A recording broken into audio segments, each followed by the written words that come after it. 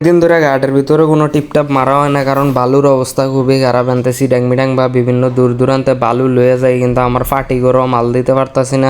দাউদকান্দি ঘাটে এখন এত পরিমাণে বাজে বাজে মাল নামে যেটি বলার বাহিরে। দেখা যায় এমনি পরিষ্কার, কিন্তু বালি নেওয়ার পরে পরবর্তীতে ভিতরের থেকে প্রচুর পরিমাণে মাটি বাইর হয়। আমি আইসি এক গাড়ি মাল নেওয়ানোর লেগে এখন গদিটা চালায় রাখতে পারতাছি না, এরকম অবস্থা।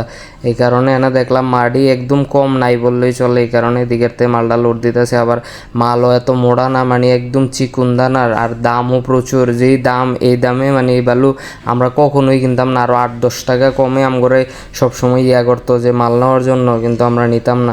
ওই যে দেখতেছেন লোড হইতেছে গাড়ি, এবং এদিক দিয়ে জাহাজ থেকে মাল দেওয়া হইতেছে। জাহাজও অত একটা মাল নাই, আর যতগুলা মাল উঠতেছে সবগুলাতে মাটি প্রচুর পরিমাণে। আবার ওই সাইড দিয়ে একটা আছে, এটার কালার নাই, সাদা কালারের ভিতরে, কিন্তু মালটা অনেক মোটা, অনেক ভালো।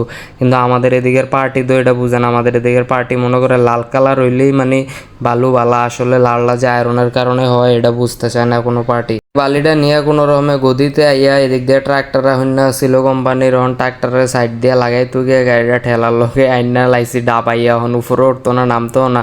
পরবর্তীতে মাল খালি করে তারপরে লাইরা নামাইতো। ওই যে ট্রাক্টরটা, এই ট্রাক্টরটার কারণে একবারে চাপে আইতে হইছে। কিন্তু এখন বাজে সর্বোচ্চ গেলে 11:30 কি 12টা, কিন্তু এই মাল নামতে নামতে 4টা-5টা বাজবো, কারণ আমাদের দোকানে লেবারের প্রচুর সংকট। আর লেবাররা আমার বালুর গাড়ি দেখলে তারা কয় কামও হইতো না, ডরে বাইকা জায়গা। যাক কোনো রকম এটা করে কয়ে বে নামাইতে না হইতে এখন 4টার উপরে বাজে। একটু বৃষ্টি মিষ্টি হয়েছে আমগো দিক দিয়া। বালুটা আবার নামাই খারাপ না, বালুই মাটি টাটি একদম কম আসছিল, এত মাটি আসছিল না। নামাইয়া দিয়া গাড়ি নিয়ে চলে যাইতাছি পাম্পে ঠামাইয়ার। আজকের মতো কোনো ট্রিপ টাপ মারার টাইমই নেই, এক ট্রিপে আজকে সারাদিন শেষ।